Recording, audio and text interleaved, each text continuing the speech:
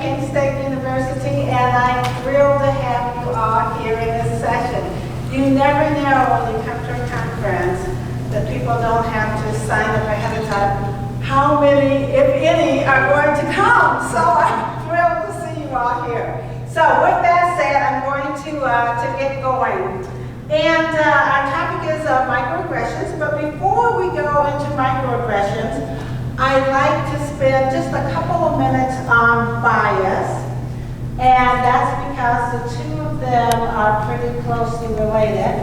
Now, if I can get my mouse. Let's see it. Do you see it? Well, it's coming on anyway, so we'll roll.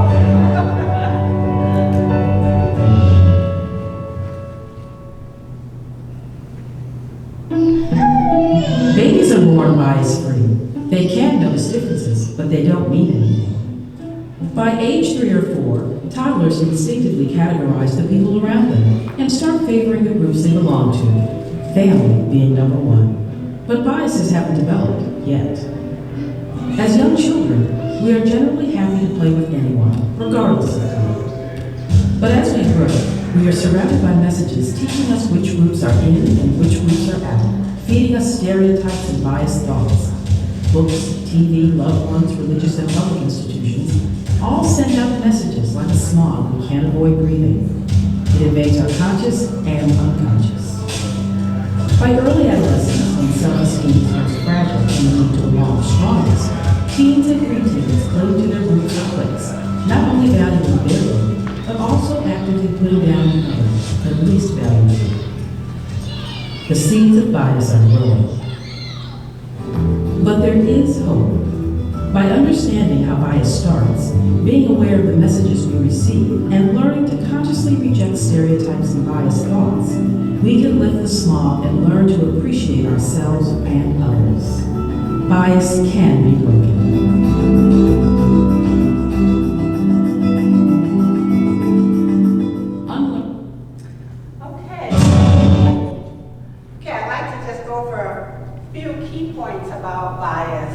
Biases are the invisible air that we walk through every day, and they exert their influence outside of our conscious awareness. So we don't even recognize that they're going on. We literally are unaware of the fact that we're being biased at the moment.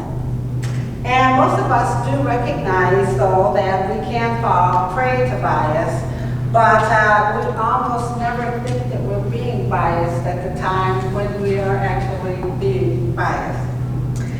So, what are microaggressions? Well, Daryl Wing Sue, who has written a number of books on microaggressions, defines it as the everyday slights, insults, indignities, and invalidations that are delivered to certain individuals because of the group that they belong to.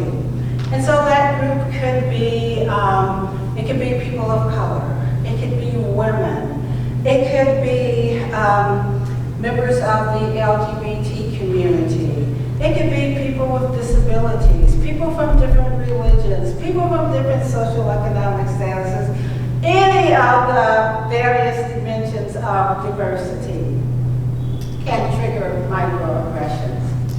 And we can also say that microaggressions are put-downs. They can be subtle. And so you have to be wondering, was that a put-down that I just heard? I'm not sure, you know.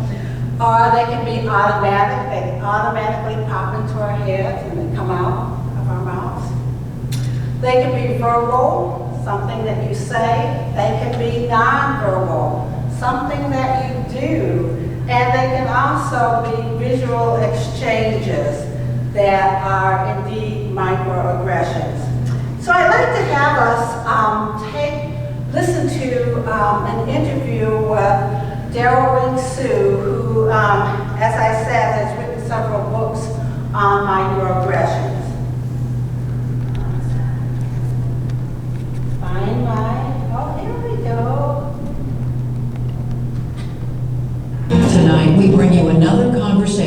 series, Race Matters Solutions, during a week when racial tensions on campus have led to protests and high-profile resignations. Special correspondent Charlene Hunter-Gall sat down with Columbia University Teachers College professor Daryl Sue to learn more about the small slights that some say are more insidious than the overt racial tensions that can be seen and observed by all. Here's that conversation. Professor Sue, thank you for joining us. So tell me just what exactly is microaggression? Well, microaggressions are varying from being conscious, deliberate on a continuum to being outside one's level of awareness and unintentional. Microaggressions really are reflections of worldviews of inclusion, exclusion, superiority, inferiority, and they come out in ways that are outside the level of conscious awareness of an individual. When I'm asked, where were you born? And I say, I was born in Portland, Oregon. And they persist by saying, no, where were you really born? And I'll say, Portland, Oregon? And they'll say, no, what country were you born in? And I'll say, the United States. They get very embarrassed. Now, this is an example that they are intending to make a personal connection. But the hidden communication, the true worldview, is that I am a perpetual alien or foreigner in my country. I am not a true American, because true Americans only look the following way. And that's what generates these behaviors that are microaggressions. But you describe it as unintentional, and yet we've seen at the University of Missouri very blatant examples of racism. You're right about that. Microaggressions vary from being conscious, deliberate, intentional, from old-fashioned racism and bias statements to the unintended consequences. And our studies do indicate that it's the hidden, unintentional forms of bias that are most damaging to people of color. And that, like at the University of Missouri, where you have people being called racial epithets or behaviors that are going on, it actually is only the tip of the iceberg. The reason why I believe students of color, faculty of color, are reacting in such a major way is that they are experiencing a climate that is hostile, that is full of microaggressions. These hate incidents on campus are triggering off this discontent, pain, and feeling of being silenced. But there are critics of your studies and the notion even of microaggression, which they say have morphed from 1970 when it was unintentional to now everything that happens, and that people are just being overly sensitive. They say if you coddle these students on campus, how does that prepare them to live in the real world? You know, the problem is that people believe microaggressions are very similar to the everyday incivility and rudeness that individuals, white Americans, experience in their day-to-day lives. They are quite different. Microaggressions for people of color are constant, continual, and cumulative. They occur to people of color from the moment of birth to when they die.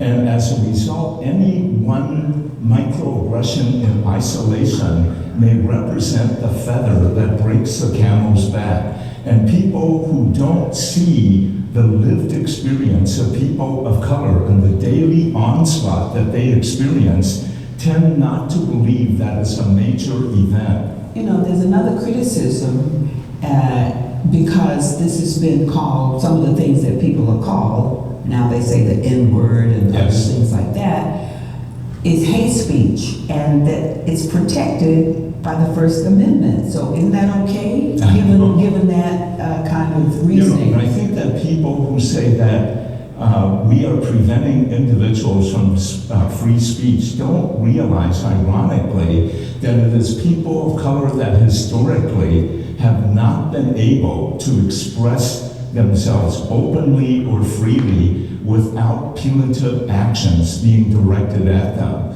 And so there has to be this balance, but at the same time an understanding that there are limits to free speech when it harms and hurts people. Why do you think that students commit microaggressions, or adults for that matter? You know, that's a good question, and I think it goes to the heart of the matter that none of us are immune from inheriting the racial biases of our forebears. We have attitudes and biases that are delivered through microaggressions. But when some of these microaggressions come out in the form of real hatred, is that solvable? We can deal with that deliberately, but the subtle forms of microaggressions are hard to prove, hard to quantify in some way, and very difficult for us to take actions against because people oftentimes don't perceive it as harmful and significant. You know, people oftentimes tell me that white Americans are the enemy. I say, no, white Americans aren't the enemy. White supremacy is. It's the social conditioning of the superiority of one group over another. And many white Americans are equally victimized because they have been socialized into a society that tends to imbue them with these images that they believe in, but is no fault of their own. If you really reach white Americans, they can become valuable allies. One of the reasons why our research concentrates on the unintentional forms of microaggressions is very much what Maya Angelou said. It's the unintentional bias that does the greatest harm to people of color. And I oftentimes use the example that, you know, when you look at the disparities and inequities we have in education, employment, and healthcare, it is not due to the overt racists or the white supremacists. It is due to the well-intentioned teachers who educate our children, employers who decide who to hire, who to retain, and who to promote. And it is those individuals who are unaware of their hidden biases that are having the major impact on our standard of living. Well, Professor Sue, thank you for joining us. Well, thank you. And you can find more about microaggressions, including a video made by Professor Sue explaining how they have impacted his life on the Race Matters section of our website. That's pbs.org/newshour. Okay, let's move on. Come on, let's move on.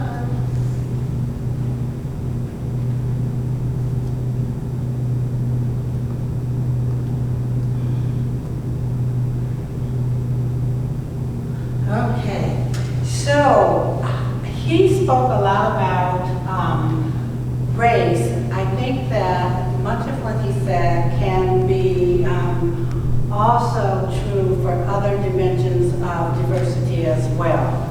And so I wanted to just say that. But I wanted to just point out some of the major points that he made in the video clip, and that is that often microaggressions are outside of our conscious awareness.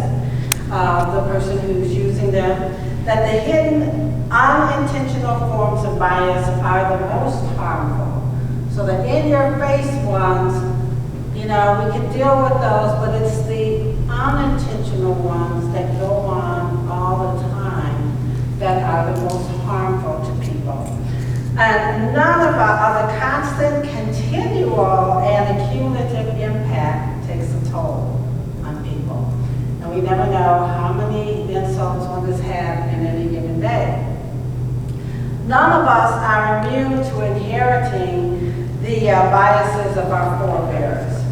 We have all heard stories passed down from our parents and our grandparents. We didn't ask for them, but we got them anyway. And the other point that he makes is that it's the well-intentioned teachers and employers and others who are unaware of their hidden biases that have a big impact on people. Okay, I have another quick little,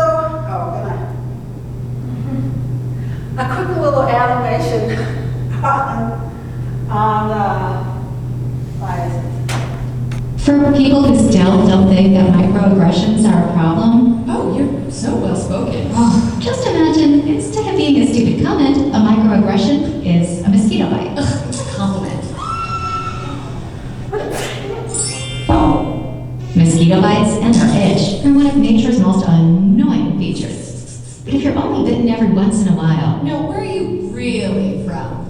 Cleveland. sure, it's annoying, but it's not that big a deal. The problem is that some people get bitten by mosquitoes a lot more than other people. I mean, a lot more.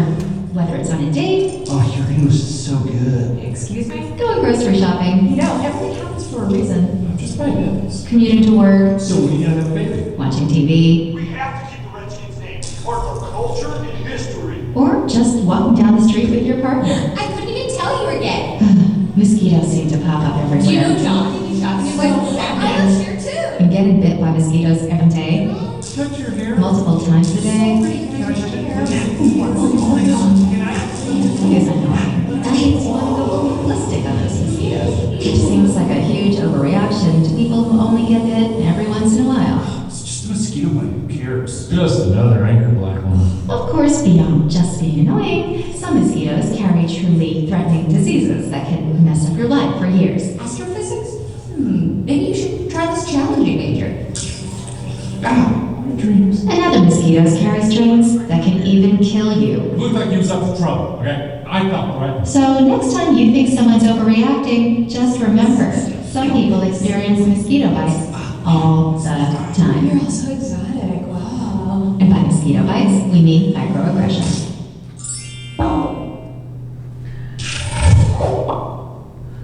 Okay, since we have. For people who still don't think that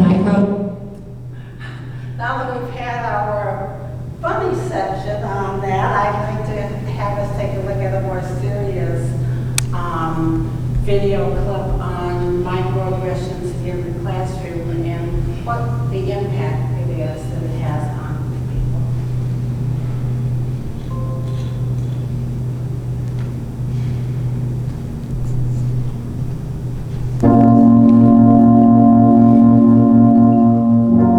Think about a time when someone said something about some aspect of your identity that made you feel insulted or slighted. Even if they didn't intend it, you probably experienced a microaggression.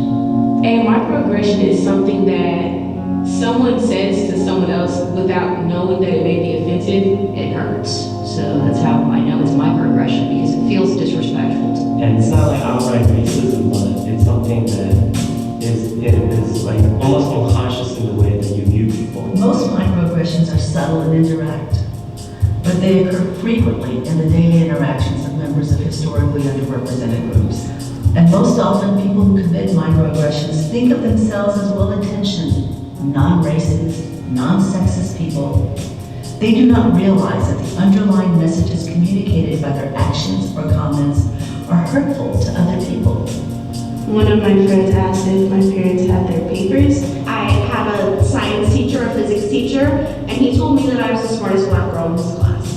I've been asked if I understood what they were talking about, or do you need translation and stuff just based on my name? Like, I'm not the spokesperson for the whole black community, but that's a microaggression I do experience a lot. Like, they want the black perspective. And I'm usually the only black girl in the class. So it's like, okay, what's your take on this? Oftentimes I get asked, do you know how to speak your native language? And when I answer I do, it's just like, they're like, okay, well, what does chinchal mean? There are 3 types of microaggressions: micro-assaults, micro-insults, and micro-invalidations. A micro-assault is similar to what we think of as overt discrimination. In the case of micro-assaults, those acts are intentional. I was a server for a long time, and if anyone else was, you know this. In the back of the kitchen, when someone gets a table of, say, Indian people, I hope this is PC, I don't know all the terms, but Indian people or black people or anyone, they'd be like, who wants that table? I don't want it, they're not gonna tip. And my heart would break every time. I used to be a server too, and I hated it because I was the only person of any type of race other than white. I remember coming in and they'd be like, oh, Danielle, you get that table of raccoons, and I was like, what? And they were like, yeah. And then I would go Wait, is that what you call black people? You call them raccoons? A micro-assault can be the deliberate posting of swastikas, Confederate flags, racial slurs or epithets that are left on a blackboard in a classroom. I work as a research assistant, and so a while ago, one of the new RNAs, when I was a few months into it, came up to me and just mentioned that, we'd known each other for months at that point. You're the least scary black guy I've ever met. In the way that I dress, the way that I talk, the way that I speak, I've kind of tailored that over the course of my education to be non-threatening. I'll literally have my keys in my hand, they're always with me, and I'll just jingle them as I'm walking so that they know that I know that I'm there, so that we both know I'm right here and I'm not going to try to do anything be stupid. But on that note, there's also the stigma that we're aggressive and intimidating. It's sad you have to make sure you let people know you're not a threat. And that's jacked up.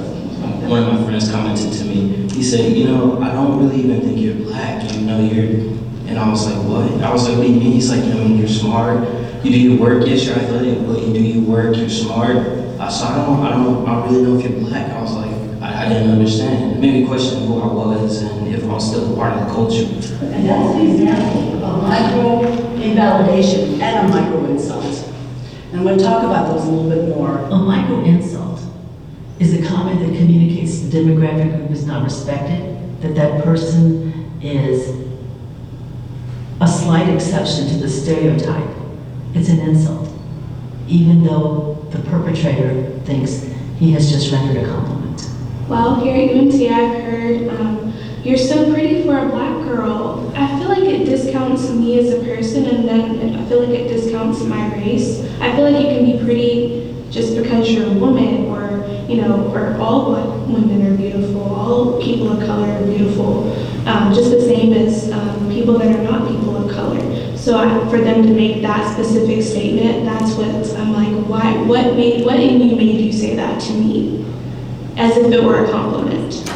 So another type of micro-insult is when students in the classroom are dismissed or treated almost as if they're invisible. For instance, in some of our sciences or engineering classes, there are few women, and professors often don't call on those women.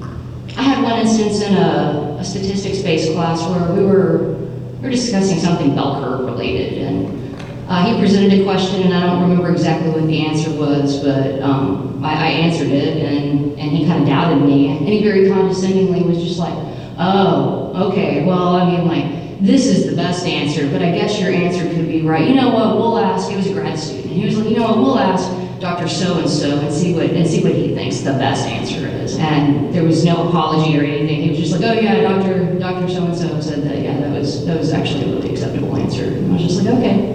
What else is he going to doubt me on, and when else am I going to be called out in front of 70 other people, and have a weird exchange that makes the whole room quiet?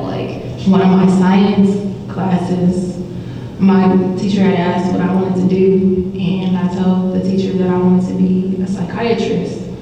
And immediately they're like, that's too hard for you, maybe you should try a different field, or have you ever thought about being a nurse practitioner? Nurse practitioners in psychiatry make pretty well, they make a lot of money too. Have you thought about that? Why go to med school? Genuinely, sometimes somebody might feel like they can't make it, and then when you continue to tell them that, it does hurt, I've had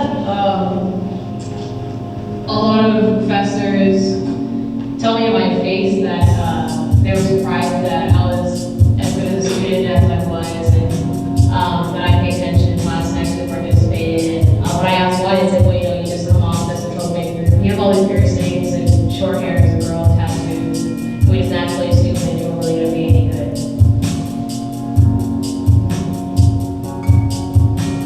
Another type of micro-insult is when a professor says to a student, wow, you speak really good English.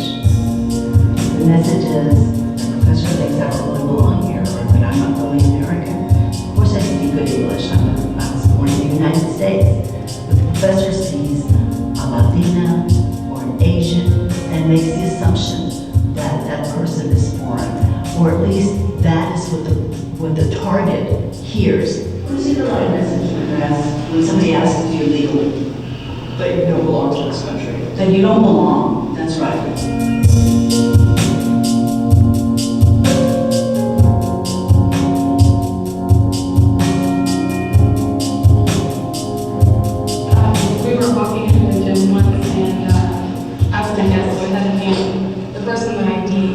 And he was looking at my name and everything, and he's like, "What are you?"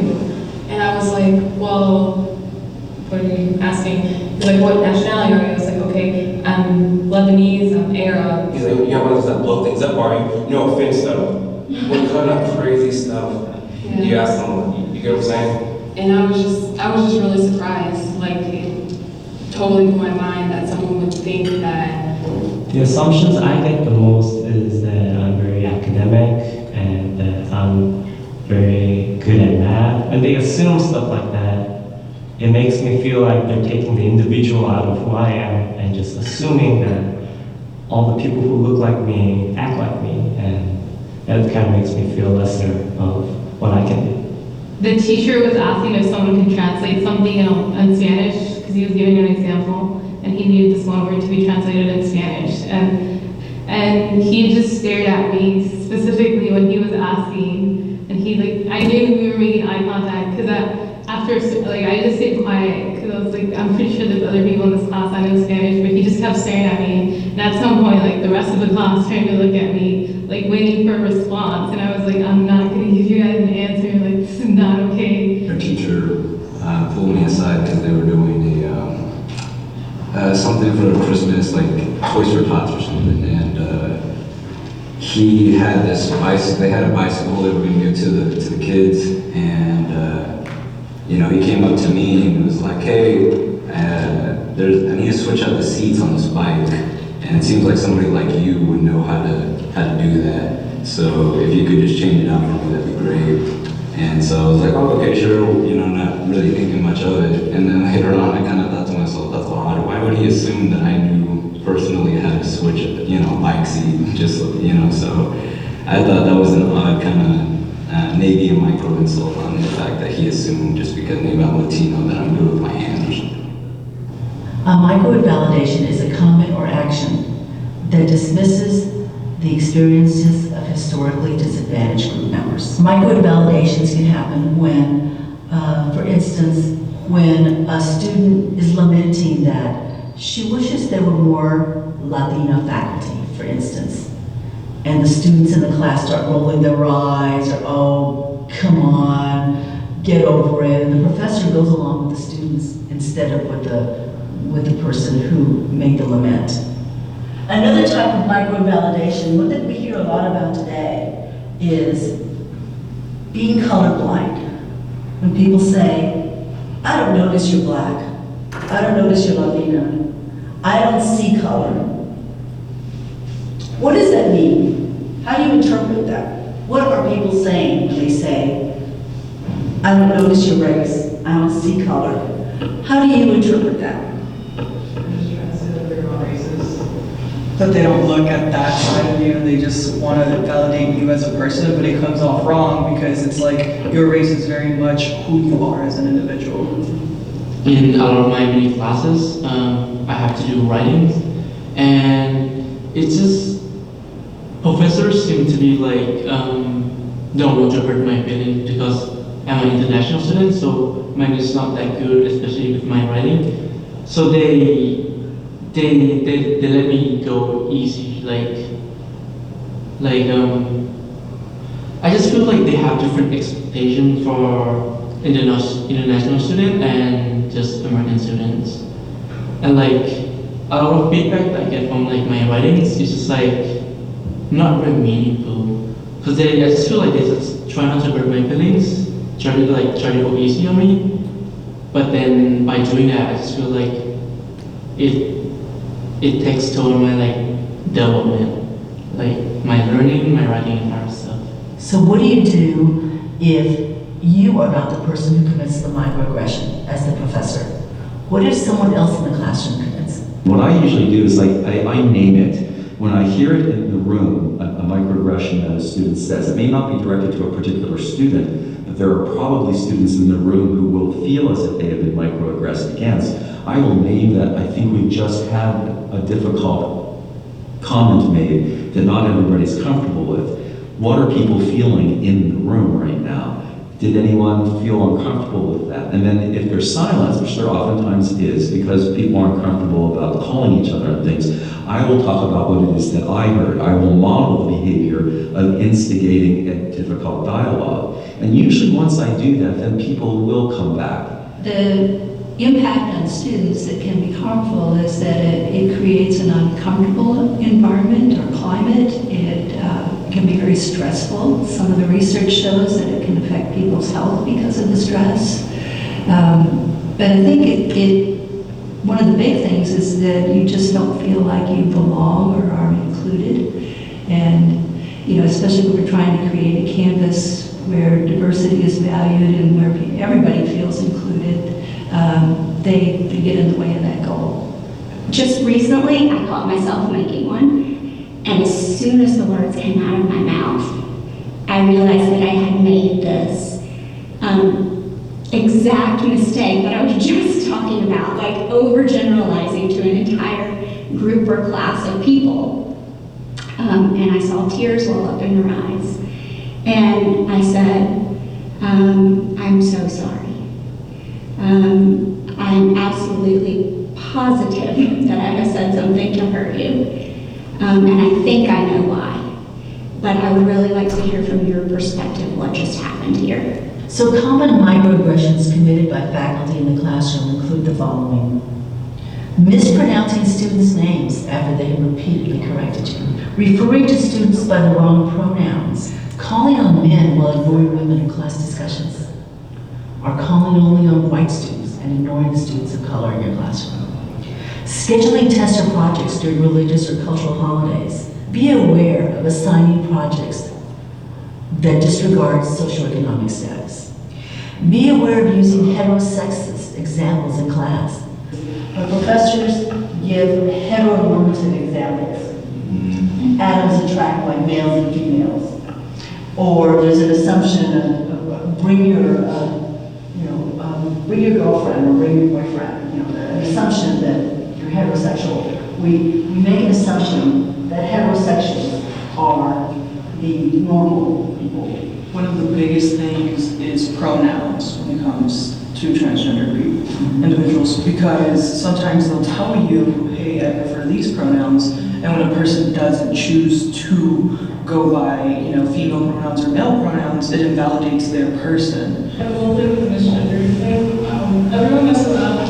It's okay. If you do the misgender like me or someone else that's trans, or even someone that's cis, just apologize and move on. Don't make an apology about yourself, but just say, oh, I'm sorry, correct yourself, and then move on. Don't make it a constant thing though, because we'll pick up on that. So yeah, just kind of on that. As a faculty member, you are responsible for the climate in that classroom. You, the professor, the faculty member, are responsible for every single person's sense of belonging in that classroom. You are responsible for every person's opportunity to learn.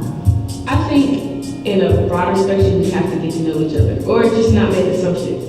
And people don't realize that we are a lot more alike than we are different. People say that for other people, like you're so black or you're so Mexican, you're so Asian, and to me, that takes away from who I am as a person, even though it groups and stereotypes me with other people, and I don't like that people. It makes you feel like you shouldn't be who you are. It makes you feel like they're basically trying to tell you that you should be doing something else. Like they're not able to accept you for the person that you are and the person you're trying to show them that you are.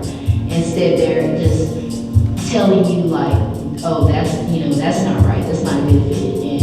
And nobody wants to feel that way. Everybody wants to feel, accepted for who they are, no matter, what situation they're put in.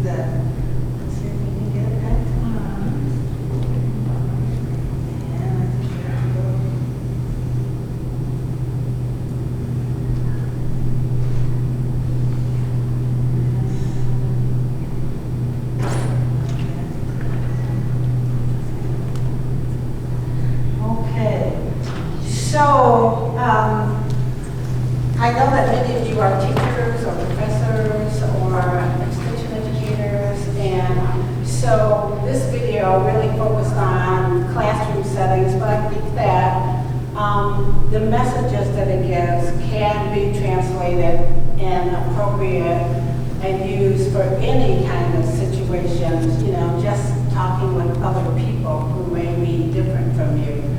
Were there any quick comments that you had about this video?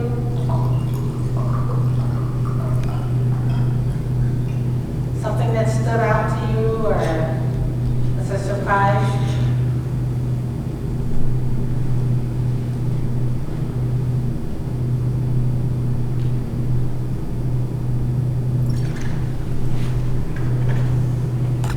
Any surprises? You know, if we had more time, I'd wait more. But since we don't, we're gonna move on.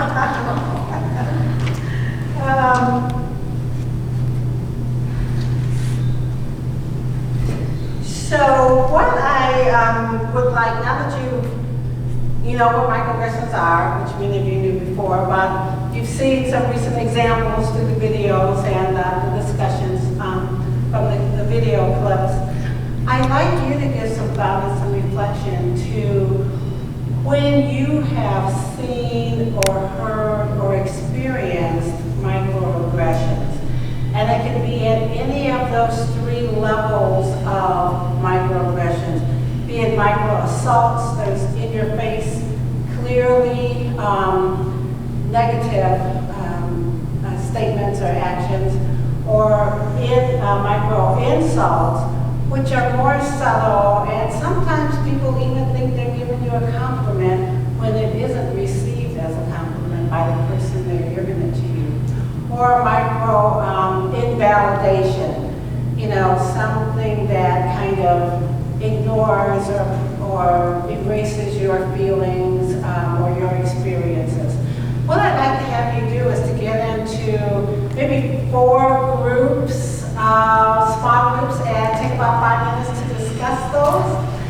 So this middle table has 4 there, and maybe this one can, or maybe 5 groups, whatever. As long as you got 3 or 4 people in the group. Examples that you have seen, heard, or experienced.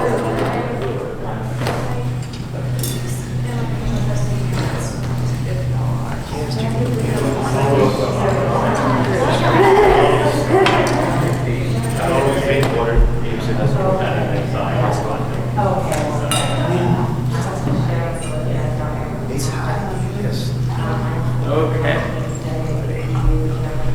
I need to get flashback and click on that's the rough thing. And so it's hard to say something like this. I had a teacher in high school who was the time we were applying for starting to apply for university. She said, or she asked me where I wanted to go, and I said Texas A&M. She said, oh, that's kind of big for you. It's a little too big, a little large. So that stuck me with it ever since. A lot of times when men try to shake my hand, there's like a couple times when I'm going, or it's a pinchy. I hate this stuff. That's something that I despise. They're called sweethearts a lot in professional settings. Frequently. Young lady. Yeah, young lady. Yeah. My grandma says the same thing. Store owners or store. Wow, I've been here too long. Cashiers tell her, call her sweetheart. It's a very derogatory word. But never mention him or something like that. Well, like microaggressions are difficult to identify, but this kind of is that kind of aggression to other persons. Yeah, I think, that is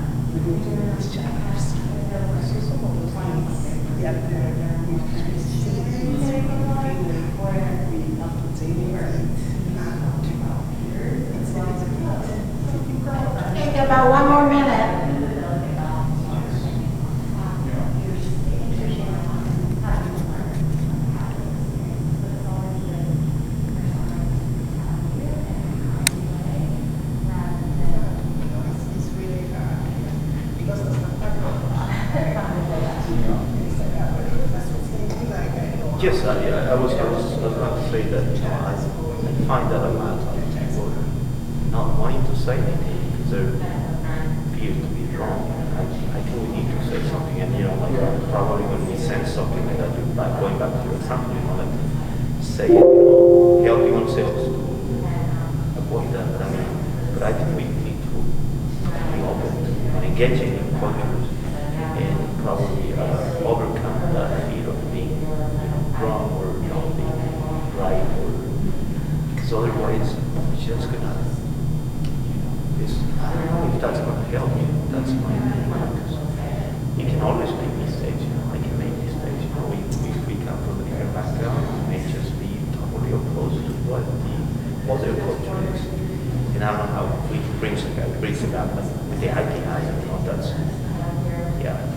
working with that. I think it's challenging. So I just think that being open to engage, I guess. Okay, can we have you come back? I hate to cut you off, but our time is limited, and I'd like to hear some of the examples that you gave. Is anyone willing to share something that you've heard or seen or experienced that was a microaggression? And I think we have about 5 minutes. anyone willing to share? I heard some conversations out there. Is there a brave soul who's willing to break the silence and so that we can all benefit from hearing your example? Thank you. I appreciate it. I have just a question. We were talking about real examples, and I have this question. Taking credit for the work of others is considered a kind of aggression against that person. This situation that you feel used by others to.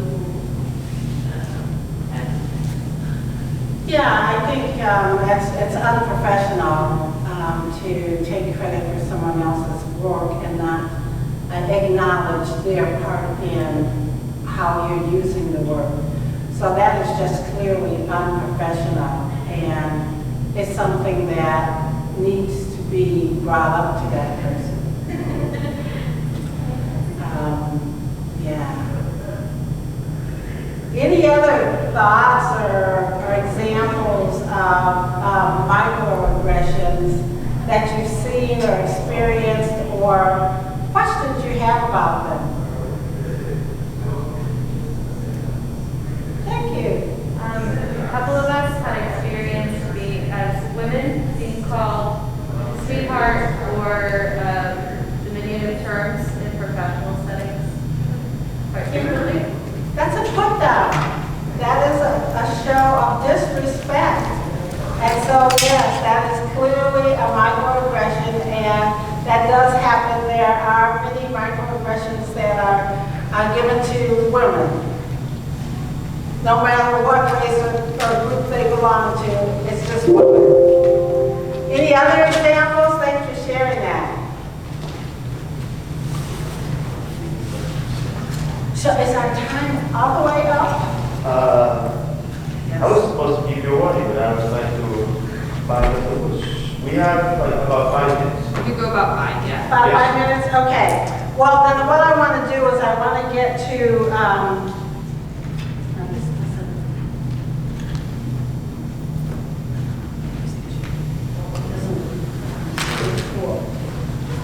You got that on display, which is why it also died.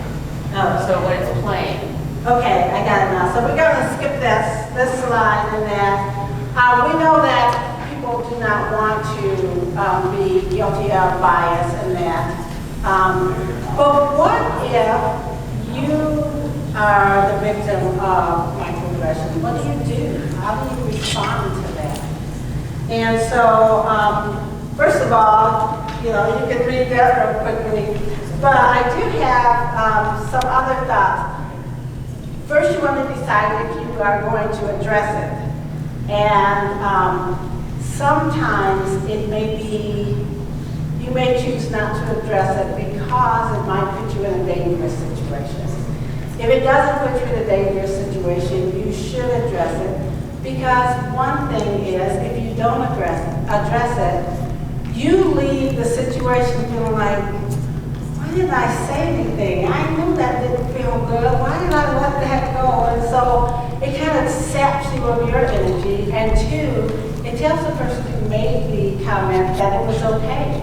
You didn't say anything about it, therefore you condone it, you agree with it, and they just continue on doing it without ever even recognizing sometimes that what they said was inappropriate.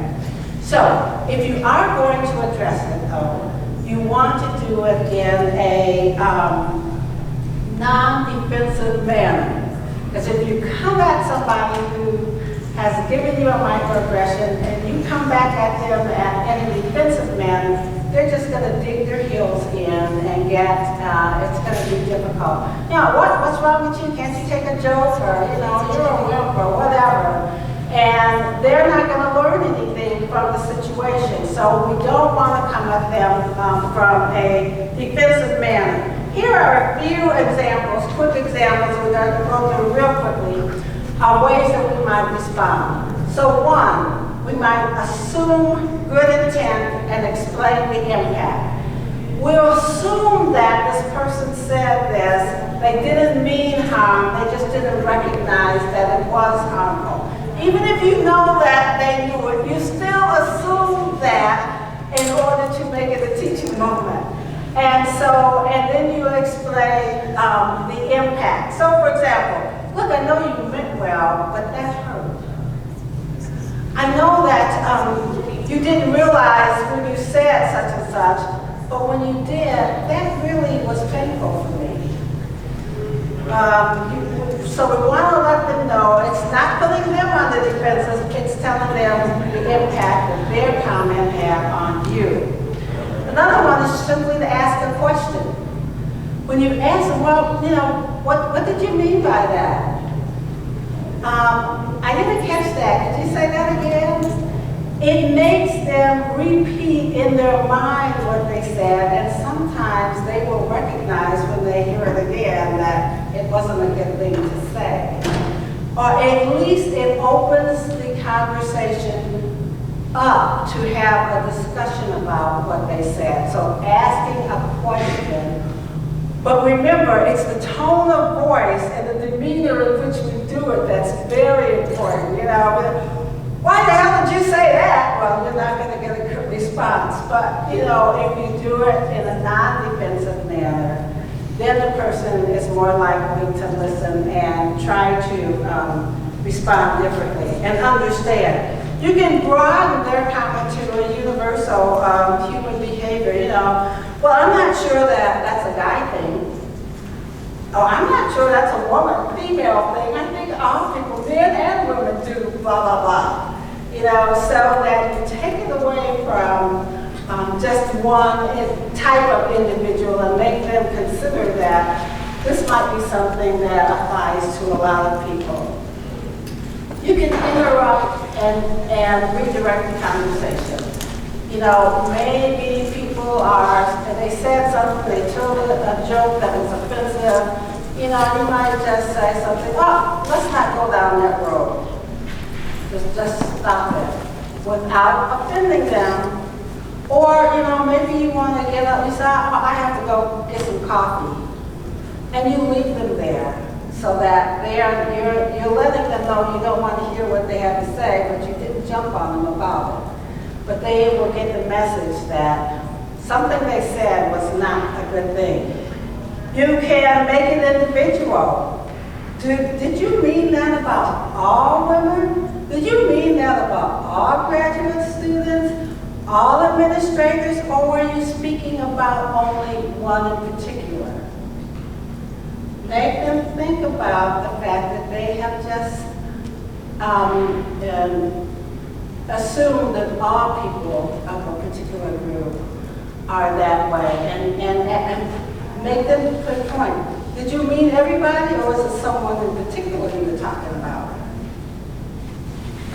Another one is you can share them, your own process. Well, I used to think that too, but then I learned blah, blah, blah. And so you're accepting the fact that, you know, they are saying something that you have said before, but you have learned from that process and that maybe they can.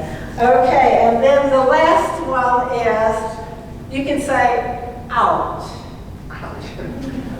What do you say when someone unintentionally steps on your foot? Ouch. It lets them know something they said or did not feel good. And maybe that's all you can do. That's all the energy you have. And so you say that. If you have more energy, you can say, ouch. I know you meant that to be well, but you know, it didn't feel good. Ouch, assume good intent, and explain the impact. So, in my last minute, I'm just going to ask you, are there any ahas that you have taken away from this session? Something that you learned, or something that was reinforced, something that stood out to you? Great, thank you. I really appreciated the responding to microaggressions because I think a lot of us are aware of it, but it can be, might be afraid or make it awkward and uncomfortable to how to respond, but these are very diplomatic ways to do so, but still getting your point across. Yes, yes, I'm glad that you got that, because it is, most people just don't say anything because they don't know what to say. And so these are some fairly easy things, even if it's just out, that you can remember that sends a message to the person. Any other ahas?